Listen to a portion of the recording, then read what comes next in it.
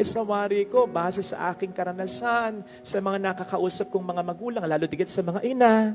By the way, ang Diyos ay pupwedeng ama at ina. Matitiis yata ng magulang na mag-away sila, magkasira sila ng anak niya, basta magkakasundo ang magkakapatid, ang mga anak niya.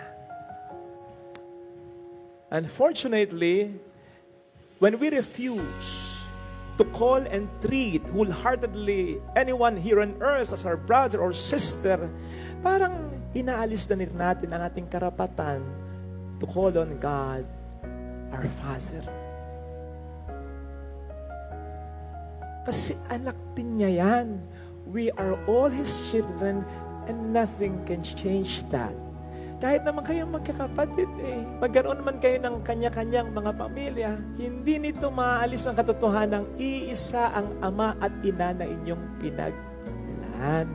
Maaaring sa inyong mga kanya-kanyang pamilya, kayo magkalimutan na kung meron mang di pagkakaunawan ay magkatiisan na.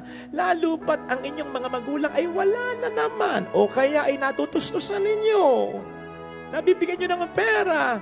Pero sinisigurado ko na ang mga nabubuhay niyong mga magulang o palagay ko rin kahit na ng mga namatay na ay nasasaktan pa rin kapag hindi kayo nagkakasundo ng mga anak nila.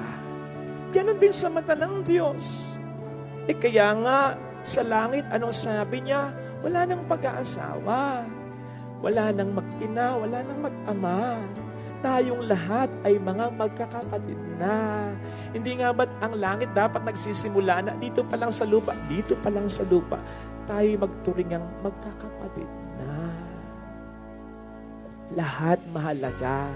Hindi ko po alam kung napansin ninyo na pagkatapos ng kasagsagan ng pandemic, nagpaalay na tayo dito. Nagpaalay na tayo ng candles at tinapay at alak na ikokonsagra. Napansin niyo? Parang hindi naman. Eto, napansin niyo po ba na ang mga pinag-aalay natin, madalas hindi mo na mabilang ang bilang. Mga simpleng tao lang. Hindi yung, wow, mayaman to. Ang alahas, sister, tingnan mo nga. Oh. Ang sapat. Mahal yan, sister. Walang ganun, Mars. Hindi niyo ba napansin yun? Tama, may nasasalit. Pero sinisigurado ko sa inyo, mula nang magsimula tayo, mabibilang mo yan sa kamay. Ina-acknowledge lang natin kasi birthday. Katulad kanina, yung parang kapatid ko yun, birthday niya, kaya napag-alay ko. Medyo maganda yung suot. Kaya habang nagsisermon ako, ang sabi to sa sekretary ko, ate, ayoko nang mag-alay. Wag na lang ako. Kasi talagang, yun ang instruction ko. Dito at maging sa mga baryo, ang kukuhanin ninyong mag-alay ang mga simpleng tao lang.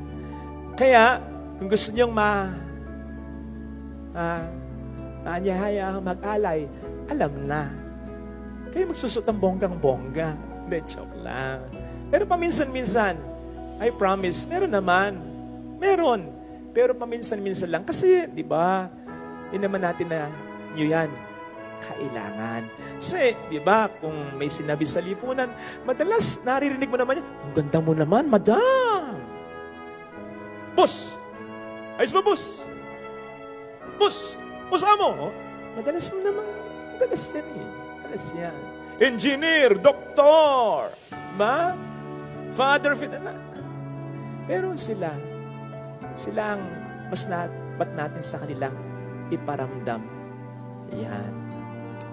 O di ba't sabi ng ating Panginoong Jesucristo, hindi nangangailangan ng manggagamot ang mga malusog, kundi ang mga may karamdaman.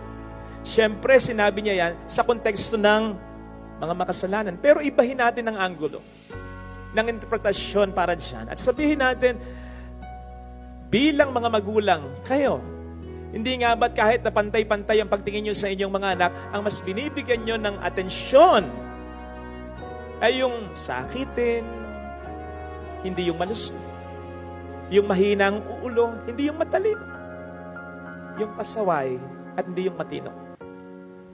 Sapagkat sila ang mas nangangailangan ng atensyon ninyo.